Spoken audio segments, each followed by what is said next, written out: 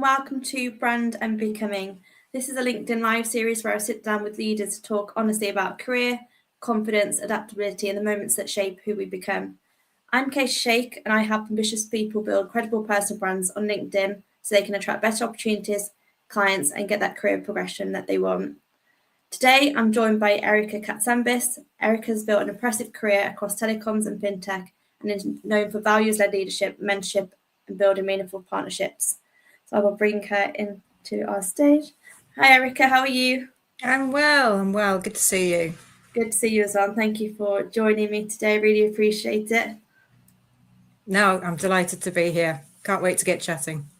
Yeah, likewise. And I know we've talked a couple of times now around a lot of the stuff that you've been doing, even around like the whole women in leadership and like mentorship side of things, which I'm super passionate about as well. So excited to get into some of that stuff as well. But to start, for anyone that doesn't know you, are you able to share a little bit more about your career journey so far and says what you've been doing? Yeah. I'd say my career hasn't been very linear. It's taken a few twists and turns. Friends and family they'll often say, oh, can't you just take the easy path, Erica? Why are you making life so difficult for yourself? But there's usually reasons and rationale for why, at the time, for why I'm doing what I'm doing. But I started off in telecoms, spent a couple of decades in telecoms, and I started off in marketing, which is what I did for my degree, which I absolutely loved. I feel like marketing is where business and art kind of come together, and I just love it. But about 10 to 15 years into that journey, I realized that I was getting wheeled into quite high stakes sales meetings and realized that actually I could earn more money if I moved into sales and take all those marketing techniques to help me drive and close deals.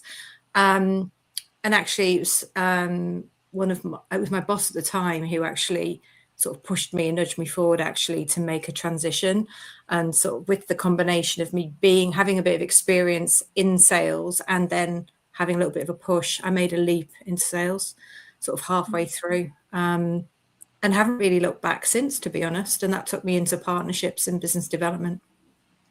Amazing. And I think you having that marketing foundation to start with is really, well, it's obviously worked really well because being able to market yourself, market the business is the best way to get sales, by marketing in a good way. And I think having that skill set is now especially is so important, isn't it, to be able to market yourself, stand out and be able to do it in an authentic way.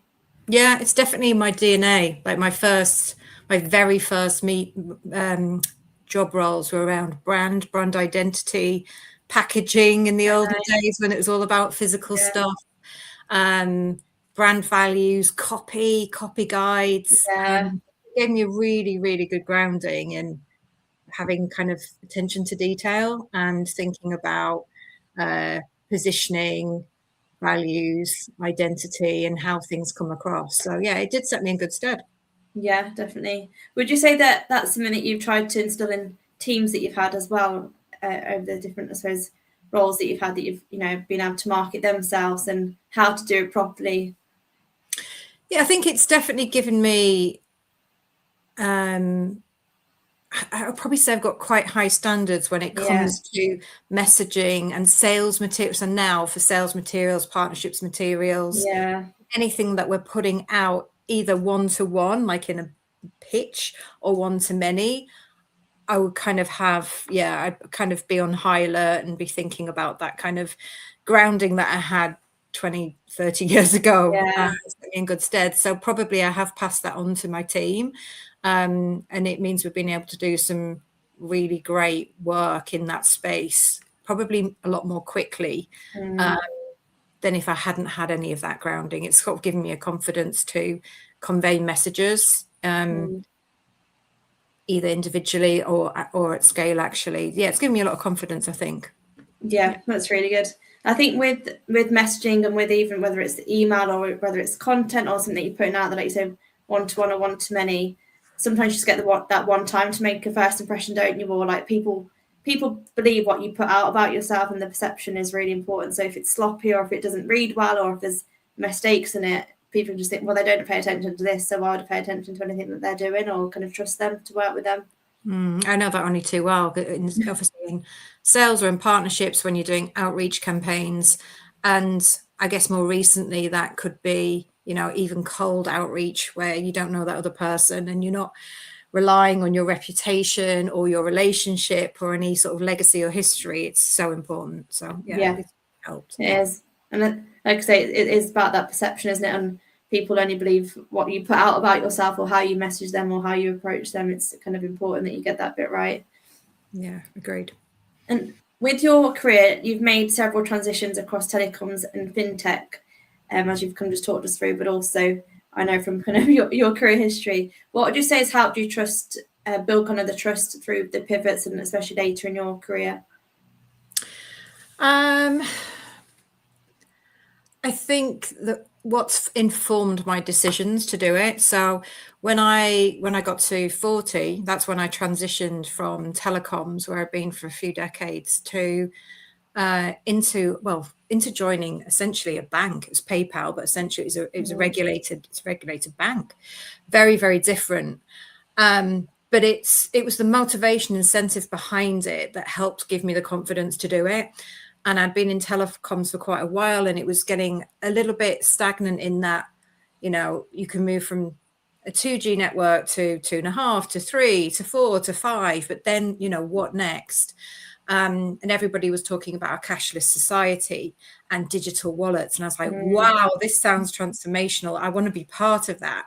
So for me, almost the fear of missing out was greater than the fear of staying put or failure or anything else. I just wanted to be part of something. I wanted to be part of this, and I wanted to be able to influence it.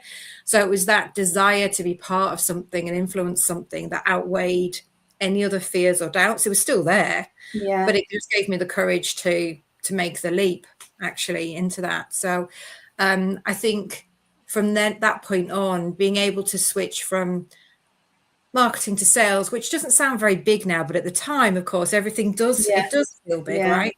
And then move sort of mid-career from telco into payments and banking. It was the purpose behind it that really motivated me. And then the more changes you make, and you realize actually nothing really bad happens. If anything, just something even better than you expected happens. It just gives you the courage the next time to think, well, I've been here before. Remember when you sort of talk to yourself and you think, oh, remember when this happened and this happened and then this happened. You've got a catalogue or like a bank of stories that you can repeat back to yourself to give you the confidence just to kind of make that leap. But for me, it's usually that FOMO that keeps pushing me forward, because I kind of want to be on the brink of the next big thing. I like doing things for the first time as well. That really motivates me. Yeah, well, that's amazing. I think a lot of people, unfortunately, they don't have that same feeling, or they let self-doubt or imposter syndrome make them feel like, oh, I haven't got the skills for that, or I've never worked in that industry, I've never done that, so I can't go for it. Whereas, especially women, I've realised they, struggle a lot more with, I haven't got all of the criteria on the job spec, so I'm not going to go for it. But actually, no one really has every single thing that they're asking for, or maybe they're nice to have, but you can adapt, you can change, you can grow within the role, and as long as you've got majority of the things that they're looking for, you can make up the rest by kind of learning, research, kind of figuring it out as you go. So I think for you to make that leap and be confident in it because you didn't want to miss out is probably the better approach than thinking, actually, have I got all the skills to do it? What I say to myself now is, well, if you're not going to be doing it, Erica, somebody else less qualified to be doing it. So you might as well just you might as well just go for it or put yourself forward. And actually, probably, if you're not feeling a little bit of discomfort, you're probably not growing. But there have been times in my life where I felt this sort of feeling of discontentment. And then I have thought back and thought, oh, well, were those periods of actual comfort that I should have enjoyed? But I've always felt them as this itch or discomfort, and that's always propelled me forward. Right or wrong, I don't know, but I've really enjoyed the direction that it's taken me. So if I start to feel that discontentment in a role, I know it's time to push forward. And then when I'm in a situation where there's this sort of a little bit of sort of halfway between discomfort and excitement, that's the winning sort of zone where I think, okay, this is personal growth for me. Yeah. That's a really good way to look at it, and it's like wanting to keep growing, wanting to keep pushing forwards, because that's the only way you will grow and learn as well, especially with the rate of things adapting and changing now with the likes of tech and AI. I think being adaptable is one of the core things that everyone needs to have in them, because if you can't adapt, then even your current role, you may get left behind because you're not adapting with the new ways of working. So I think that's important as well, is just being adaptable. Would you agree with that? The kind of, I suppose, Yeah, even that routines. Yeah, there's different ways to be. I think there's different ways to be adaptable. I mean, the one around AI, completely. Yeah, I'm kind of in the mix on that one right now. And at work, there's usually tends to be a list of AI approved tools, and then the next work, it's a different set of AI approved tools. So you kind of, you're experimenting and playing around with things. I recently been giving myself projects, like I set up an Instagram page, so that also forced me to start using Canva when I hadn't used Canva before, using ChatGPT in a different way. I'm using Clockwise and Motion, etc., for like management of diaries and things like that at work. But I would say there's other ways that you can be adaptable and keep yourself relevant. And I would say what I've found is having 3 young boys has been one of the most transformational things in my leadership and my flexibility, because I've had to think like a child, for one. I've had to think like a child and be in a child's mind. And they're constantly like bringing me, oh, mummy, can I download X app? Can I use this? Can I use that? And it's, that's made me have to understand what these apps are. Are they safe? What do they do? Why are you doing this? Why are you on that? And it's kept me current at the same time. And there's been times when I've actually been working with PlayStation and Epic Games on the Fortnite gaming brands, which my son is massively into. And actually, because he's been using it and I've been watching him, understanding it, it's actually helped me do my job, and probably a little bit vice versa. So that era was actually a really lovely time in my career and in my motherhood, where I could talk the same language. Like, I was working on like seasons and doing campaigns, and my son was at home like playing the game. And I probably shouldn't, I know maybe I shouldn't be endorsing him to be playing maybe certainly not underage ones, but it was just such a lovely era. And then he, get a little bit of merch from the company as well, which would cheer him up. So cool. It was just to me a great example of where, parenthood, motherhood was actually really helping me and support me in my role, and vice versa. Because I had a really great connection with my son over it as well. He was so excited, and he was so proud of me as a mum to be involved in it. So I look back in that sort of era really, really fondly. And there's lots of little through my career. I think there's lots of little times when there's been that synergy, when I can see that my personal life has supported my career and vice versa. That's really nice.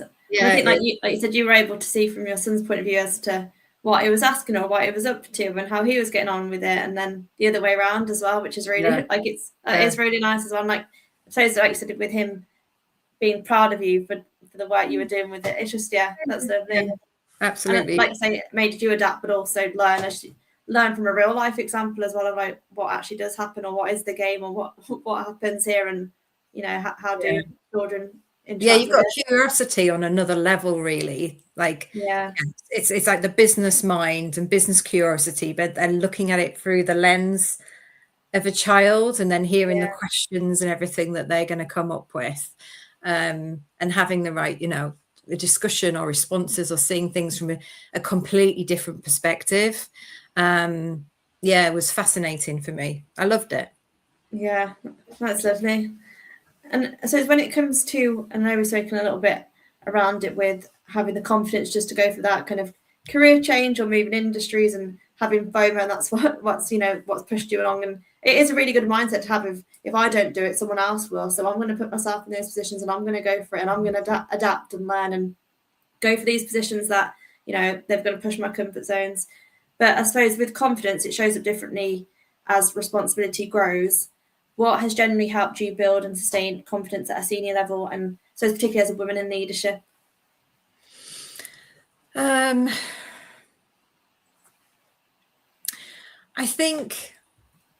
think the way confidence showed up in the early stages of my career was being proactive, having the initiative, doing more, doing things quicker, smarter, faster. It was all doing like a doing energy. And that got me so far, that got me, and it got me far. It got me far. And to get to the next level, it was very much kind of a pace or tone shift where it was less about the doing energy and more about like presence and advising and empowering others. And I think the most confident leaders out there are the ones that can empower others, and actually ask others' opinions, listen, step aside, not have all the answers necessarily. So I think my confidence has shifted, or it looks a bit different in that it's more about empowering others and giving others the space and the time to share their value. And I have come across many leaders where that is difficult. That is difficult for them. They may be insecure. They can't do that. But I think that's how collectively we thrive. We don't thrive by cutting people out or not giving them a voice. Like, we're bringing them on a journey. And I think it means that we've got to put, as a leader, our egos to one side.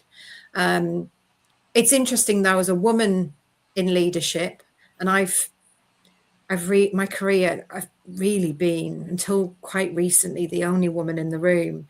Actually, a lot of where I've got my support, and that's given me confidence, has been other men. It's actually been men. So I haven't really had, until recently, maybe mentors. But I have had sponsors. And when I've had sponsors, which hasn't been very often, wow, has that been impactful. It's like leapfrogged me forward. And that's where I think, if there could be more sponsors, that's almost more powerful than, I think there's a blend between mentorship and sponsors. Sponsors for me have been far more powerful, and unfortunately, because of my sort of male orientated environment, has been men, which I'm very grateful for.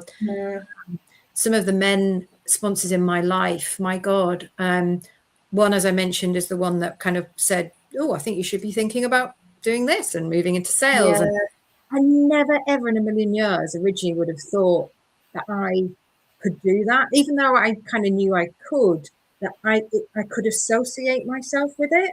And he did it for me. And I was like, oh, right, okay. And then as soon as he said it, it clicked into place. Then I had another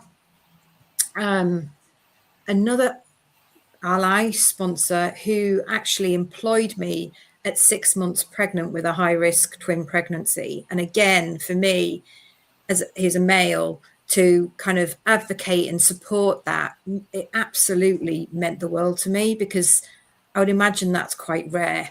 I would imagine. Yeah. So that's amazing, and clearly saw something in you that he wanted to support you, but also saw your skills and like what you could bring to the table, and that I think like something that's important is, as women, if women have children or kind of have their own families, but also have their career, it's how to support them to be able to do both. And like with what you're doing and have done, you've done amazing. Like you even said, it's having children's helped you with your career as well. So having that sponsor in that sense obviously worked well, but it could have been a risk at the same time. So have you got any advice for people who, because I think it's really important, isn't it, that like, and I've had it in my own career where people have seen like your talent, or they've seen potential in you, whereas you wouldn't have even known it yourself, or you wouldn't have even thought, or you may have thought you could do something, but you haven't really thought about how or gone for it. Have you got any advice? And I'm guessing you've probably done it with other people now, but to look for talent, or to look to where to sponsor someone or to help them, because I think it can go such a long way, can't it, in shaping someone's career and getting the most out of them? I think for those people who I think mentorship, that's where mentorship kicks in, and being surrounded by the right people. So gosh, I could talk about mentorship so much, and I think because it was missing from my career, I kind of really leaned into it. So I mentor a few different women in their early staged careers, and they've come about for different reasons. But I've actually had women come up to me, maybe it's at an event or after I've spoken, and said, "Will you be my mentor?" Really directly, like, and I've never done that. The mentorship I've had's been more informal. It's been with peers, it's been with my tribe. But actually, I would encourage people to ask. If you see somebody and you admire them, ask, because all they can do is say no, and maybe, okay, they're not givers and it's not their sort of thing. But well, people want to help others, and it gives me so much joy. And I think it's the same for others. It gives people joy. I don't see why, they can only say no, is what I would say. And I think that can really help. That can massively help people in terms of offering support, network, confidence, bouncing ideas. So yeah, I would just say ask outright if in doubt. To be brave and just go for it and ask. And like you said, the worst they can say is no. But if you don't ask, you won't get as well. So that, you may not put yourself into those positions just by not asking. Yeah, the other option is, and I honestly think it's one of my better or best career moves, is to join a female network. Because a big part of my career, I didn't really have anybody that looked like me, or really another female in the room. I was kind of trying to find other people within the organization that were female and we come together, but not necessarily in the same discipline or doing the same role as me. So you don't really have somebody that you can aspire to or mirror. And actually, if you join a network, you can find like-minded people. And I'm the sort of person that if I'm in the right environment and it's super positive, it just immediately lifts me up, and it kind of just, it really lifts me up. And likewise, if you're not in a great environment, it has the same effect. So finding a network that really is you and they get you, the support is so instinctive and natural by everybody just instinctively wants to help when you're in the right sort of collective group together. It's so powerful. So I couldn't speak highly enough for joining some kind of network. One of the most powerful and supportive networks I've ever been part of is one called Chief, which is now disbanded in the UK, but the group or community kind of live on, and that network has sort of split up into lots of mini networks that are now out in, live in the UK. And that's probably where I would direct people now in their maybe mid to late careers, for amazing support. But I would just say ask, because I think you'd be amazed by the responses that you get. I think so. And I think also just putting yourself in the right places, but also asking and having that community around you to inspire, but also to help you if you have got questions, or if you do need that push, or if you have got something that you're struggling with. That's a really good bit of advice there. Hi, Spencer Azard. I just noticed you've joined. How are you? Welcome from Canada. With people, I suppose there's a lot of pressure now to feel that you've got everything figured out by a certain age. And I think that's something that I know I speak to a lot of people about, but especially as a woman, having, trying to have everything figured out and having your career or having a business and having children and having marriage or a relationship. What would you say to someone who feels behind or questioning their timing? Gosh, this is a tricky one. And it's been on my mind more. It's been on my mind recently, but I've been really fortunate that I've never held myself to a timescale. And that's partly because of the way I was brought up, really to do with my dad, who he would never pit me against anyone else. He would never compare me to anyone else. It was always, so how are you going to do better than you did last week? when I got 10 out of 10 at school, he'd say, how are you going to get 11 out of 10? And I come back with 11 out of 10. God knows how I would do it. So I've always wanted to better myself. So I've never been looking at anybody else's timelines. In saying that, I would say, if you're following your kind of intuition, your passion, your desires, then you probably have no regrets about the decisions and timelines you're on. I did everything late in life. Like, I feel like I did everything late in life. I got married at 36. I had my first child at 38. I moved industries at 40, had twins at 43. So, I mean, I've done everything, I feel, quite late in life, and then moved into VP roles kind of in my mid 40s. So I would just say, if you are happy and if you are following your passion, then you're not going to have regrets, and you are on the timeline that you're meant to be. I'm now a little bit getting into this, oh God, am I running out of time? Because I'm a bit of an aspiring founder. I've sat on an idea for the last 5 years, and I'm now thinking, oh my God, is it too late now to move forward with this? So I have been looking into founders, and I can see that maybe about 25% of female founders are actually in their late 50s. Oh, 100%. Yeah. And so it's never too, I think what I've noticed with that type of thing is it's never too late to start. And I think a lot of people always put, oh, it's too late, or no, I think it's never too late, especially now. There's so many ways to start a business or to put yourself out there. There's never too, as long as you've got the tools to be able to do it, which we all have. It's never too late. But like you said, what, 25% in their 50s? 25% of female founders are in their late 50s. Yeah, something like that. Yeah.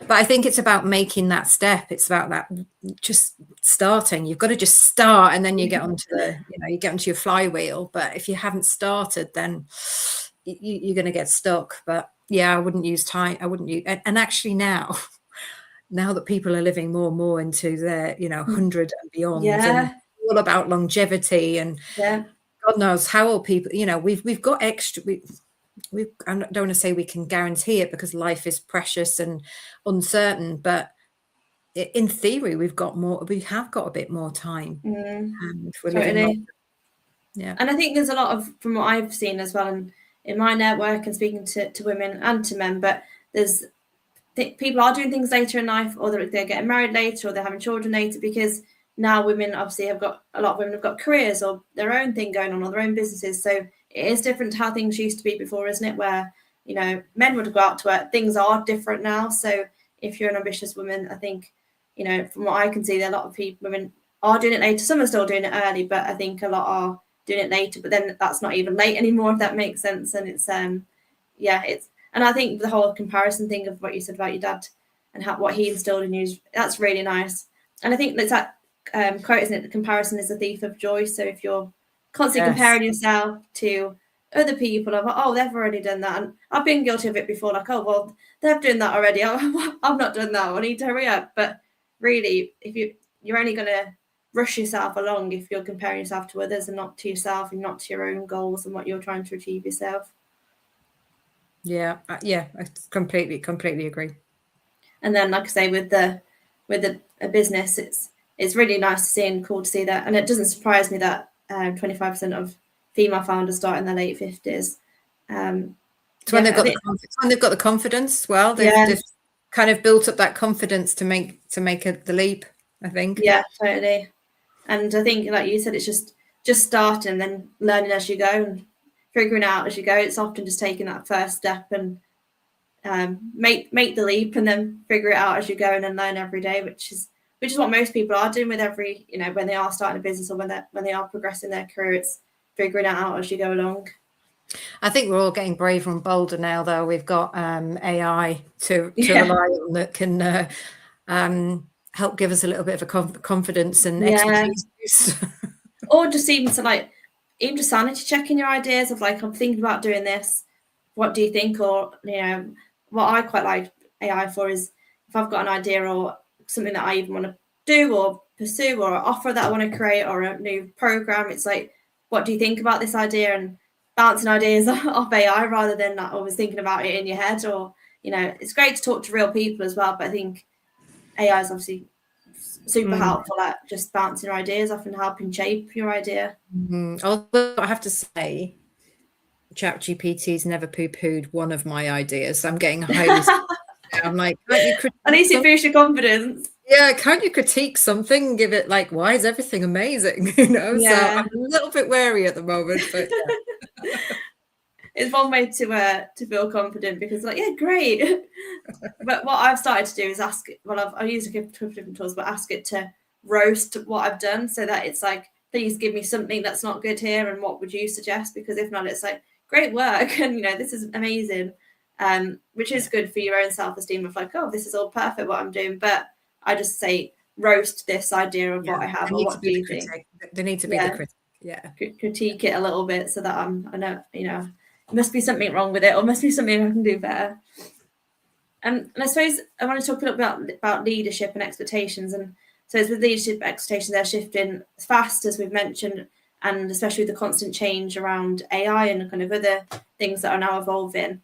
How have you personally stayed adaptable, and I suppose what helps leaders from your point of view remain relevant over the long term? I think it comes back to some of the points that we mentioned earlier. We were talking about AI tools, but we're also talking how I think that I've stayed flexible and relevant and, should we say, down with the kids a bit more. Yes. And like listening, I suppose, to even like you said, your mentee, and it's not just I know everything. Like, it's actually listening to what other people are saying. Yeah, I think it's having young kids around me that's helped keep me fresh and relevant and knowing what's going on. And Gen A, you know, 3 Gen A's at home, like what are they up to? What are they doing? But actually, you know, having my mentees that are in their earlier stage careers, you know, it's a two-way street, mentorship. Like, I get something from it too. They get something from it. But they have different perspectives. They have different challenges. They've got different life experiences. They're doing different things. They're able to recommend different apps. Like, I've had apps from my mentees. So I think it's like a full loop, really. And I think that's really helped me stay adaptable and relevant. Otherwise, you know, you're moving just with your generation. I think the other thing that's helped me with that is that I've inherited teams where they've been in one business most of their career and they've like got like 50 years worth of experience. But then I've had other teams where it's been quite a blend of different generations, and where I've had I might have very experienced people in my team, but then I might have people that are straight out of uni. And I think that's also helped me really have to be on my toes and realize that people have different ways of working, different preferences. And it's about listening to how they work best and how to get the best out of them, but then having common kind of a setup that's common, that binds all those generations together. I mean, that's as simple as having like team events or meeting in the same office, particularly if you're in a hybrid environment, but doing things that shared experiences that bring everybody together. And that got lost a little bit after COVID, I think, where, you know, people were working from home more, we're doing less team building. So I think that's, watching and looking and observing those different generations and their needs and wants has helped me with my adaptability as well. Yeah, that's really powerful. I think, like you said, big things like listening and being aware, being observant. And one thing even that I've noticed with you is like you're open-minded to conversations and like, you know, speaking to new people and networking, and even doing things like this. Whereas I think a lot, obviously you don't do the right things that you know, people talk to you about, but I think that open-mindedness and networking, because you never know where a conversation may lead, whereas not everyone is like that, but then that can be quite narrow-minded and you can end up missing out on something, or missing out on even that nugget of information or something that could really help you. And I'd say that's what I've noticed with you, is that open-mindedness to obviously do the right things and not just set yourself up for everything and anything, but for a conversation, because it could lead somewhere, it could give you some valuable information that could help you. I mean, saying no is a different podcast. I wouldn't say I'm the best at saying no, if I'm honest. But yeah, you're right. Curiosity drives me forward, and kind of potential, and unlocking potential, and meeting new people and connections. And I think that's why my career has really been centered around partnerships. Kind of, it's in my DNA, like that desire to want to kind of connect and make something more out of a situation. And kind of that's why I've probably worked in business development and driving sales forward, because I have got that kind of outward looking. I get a lot of energy from relationships and conversation and people and different industries, and seeing what else is out there, and joining the dots between them all. Gives me a lot of oxygen. Yeah, well, it clearly works very well, and I think it's something that, so as if you're on a leadership role, is just being open-minded and being observant, and like the whole mentorship thing, like you said, it's a two-way thing, because actually it's a way of really understanding what is happening at the various levels, and kind of what apps are good, or what they're going through, or what they're seeing, or what may be working, and just you pick up so many tips from vice versa, don't you, from each angle. So I think it's a really good approach. I want to ask, it's a little segment that we have called Brand Myth or Brand Truth. So I'm going to share a few statements, and I'd love your perspective if you think it's a myth or a truth. So first one, confidence means having all the answers. Is that a brand myth or a brand truth, in your opinion? Oh, I'd say definitely a myth. Yeah. I don't think you can have all the answers at any stage in your career or in leadership. And I would say the most powerful or confident leaders are the ones that can admit that they don't have all the answers, and let others bring their perspectives and their points of view in. I think confidence is probably more about having discernment. So understanding the context of something, bringing your experience and knowledge into a situation, and then knowing what to do next. That I think is more important and shows more confidence than just thinking you've got all the ideas and know all the answers. And it's possibly quite dangerous as well. I would say the more somebody has the ability to have an opinion and then change that opinion and say that they were wrong, or welcome other ideas in, I'd be leaning into those people rather than the ones that are kind of staying protected and just saying they've got all the answers and know what they're doing. You're not going to move business forward like that. That's not really going to be collaborative or drive innovation or new thought leadership at all. Yeah, and like you said, it can be quite dangerous, because it's hard for one person to have all the answers, whereas if you can be a bit more open to those conversations, and admitting if you're wrong, or admitting if maybe you don't have the answers, that's a sign of a good leader, that being open to get the support where you need it as well. Yeah. Perfect. And the next one is, career progression should follow a clear linear path. Is that a brand myth or a brand truth? Oh gosh. If your objective is to become the CEO in the shortest amount of time possible, then I go linear. Yeah. But you might be very miserable when you get to the top. You got there, but I'd say I have to say myth, because I mean, I haven't taken a linear route at all, and I think it's been part of the adventure.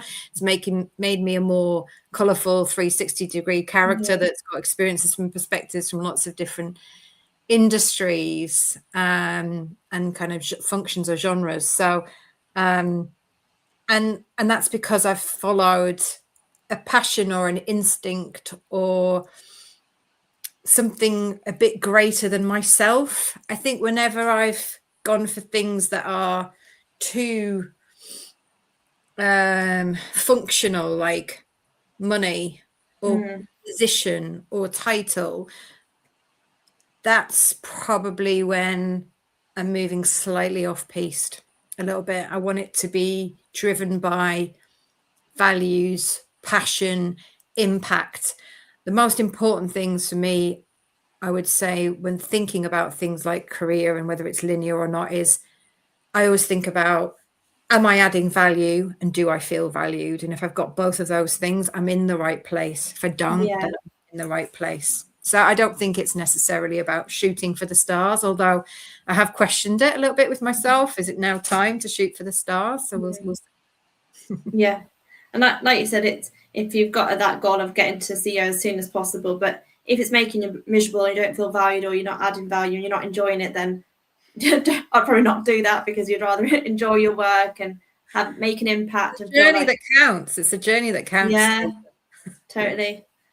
Well, I love those two. And I suppose the final question that I have for you, and I suppose to close, what if you could look back, what advice would you give to your younger self starting your career? Is there anything now as you reflect that you would advise yourself? Obviously, you've done amazingly well, so you've clearly figured it out and learned a lot along the way and done really, really well. But was there anything that you'd advise yourself looking back to that younger Erica at the start of your career? I think in my career, I've thought that others know more or were doing more, or there was this kind of mystery around what others were doing, saying, and maybe I didn't push forward. At some points I could have jumped into opportunities sooner because I thought, oh wow, they must know more than me, when the reality is no, they didn't. So I think just pushing and jumping in. And I think the other one would be around my standards. So I'm a bit of a perfectionist, and I'll always think of something that's up here, which can be prohibitive at times, because then you've got to deliver on these amazing things all the time, when actually just good enough was good enough, and it could have got me, got me on a path, or pushed me forward, or been quicker, smarter and faster actually in the long run. So probably a little bit, dropping standards and pushing forward a bit. I think I'd probably say. Yeah. That was a really good piece of advice. I think the one where you said about kind of always think that everyone has all the answers or people have got it all figured out. And I know I've mentioned to you, and when we've spoke, is like that whole concept of we're all doing life for the first time, so no one really has all the answers. Of like, and I've had that before. The same as like they know what they're doing. They're obviously just, they've got the rule book of how to do this, when nobody actually does. It's all about perception, that you may see it from what you're seeing, but they're not showing you the behind the scenes of them thinking, what on earth am I doing? Or like, maybe the highs and lows of it. And everyone is human, aren't they? And that bit about being perfectionist, I think it's good to have standards and wanting to do a good job. But I see it a lot, even with personal branding or just putting yourself out there, is that there's such a resistance to do it because they want it to be perfect, or they want to kind of put themselves out there in the perfect way. And it's important to do a good job and try, but I always say done is better than perfect. Just do something that's better than not doing it at all. Yeah, I think just following on from that, if I think about the personal branding piece as well, it would be to have encouraged me to find my voice sooner. And what I mean by that is, it took something quite big for me to find my voice and start building out my more of a, I guess, social profile and sharing my opinions and views online. And it was in my, 40s, so a few years ago. One of my line manager at the time, I'd been doing a lot of work, preparing a lot of work. He'd take the work, he'd present the work. I wasn't in the room. And it got to a point where I was allowed in the room. So this was like quite a big deal for me. My work was being presented. I managed to be in the room, wasn't presenting the work. And I was told not to speak. And I was like, oh my God. So I've made it into the room, but I'm not allowed to speak. And I channeled that energy. I could have let that eat me up. I could have done, well, many things I could have done. Maybe I should have done internally, but I used that energy to project my voice externally. So I was like, okay, if I can't speak within this room, I can speak about my work, my views, my thoughts, my opinions, who I am, what I represent, to the world. And that's how I started, really posting more online and shouting about my work and who I was. And haven't looked back since. And I think it's been really helpful. And I think also when you're a woman in leadership and you're driving a lot of change, what I found really important is that people understand the full you, the full 360-degree you. Because when you're driving change, people are like, who is she? What's she doing? Why is she doing all this? Why is she driving this change? And I think the more you can give of yourself and who you are and what's driving you, and in my case, it's, you know, my 3 young boys, like they understand my why. They get where I'm coming from and what motivates me and what's driving me forward. I think that's been massively helpful in then my leadership and then driving change internally within a business. And actually having that brand presence one to many has been really, really helpful in kind of joining the dots and closing the gap between work me and the rest of me. Yeah, I love that. And I think it is important to share your why and your story a bit about who you are as well, because it's the way that people understand you more, like you say, and feel bought into you. And I always say to people, it's their individual job to put themselves out there and to build that perception of them, because like you say, if you brought into a room and you can't speak, well, your LinkedIn or your social media, you can speak because it is yours. So whether people like it or not, it's up to you to kind of position yourself, put content out there, share what you're up to, share your story, and like I said with you, like you've built your network, you continue to build it, and people come to you about things. They want to work with you. They want you to speak at their events, that type of thing, because of what you're doing and the amazing work you are doing. And if you can't talk around the work you are doing, then you have to do something about that. And like you said, use that as your kind of push to put yourself out there. And with doing that, did you have any, I suppose, if you weren't allowed to speak in the room, did you have any self-doubt with putting yourself out there online? Or how did you feel when you first started posting? I remember it was scary at the time. I thought, are there going to be repercussions for doing this? And there were none. There were absolutely none. And the exact opposite happened, actually. I got a network and support around me. And the fear was unfounded. And I wish, that's why I was saying, I wish I'd found my voice a lot sooner. But sometimes it takes something really extreme and really uncomfortable, and actually things that are really unjust and unfair to drive a change in behavior or you know, an action, or drive you to make a leap of faith in something that is very scary. You find the courage, because it comes back to that feeling of, you know, staying the same and not doing anything, more uncomfortable and worse than doing the thing that you're scared of. And that's why I just thought, no, enough's enough. This is quite ridiculous. And moved forward with having a voice, which is amazing. And I think, like you said, you wish you did it sooner, but some people never do it. They never get brave enough to do it their whole career. So the fact you have is incredible in itself, because even not from a stat from LinkedIn, only 1% of LinkedIn users actually post content, their own content. So you're in the 1% club of people that are doing it, and the fact you have done it is really inspirational to others as well. So I like that, the 1% club. Well, it's true. It's not everyone does it, and because of that fear of what people are going to think, or will I get in trouble for this, or is this awkward? Is it embarrassing?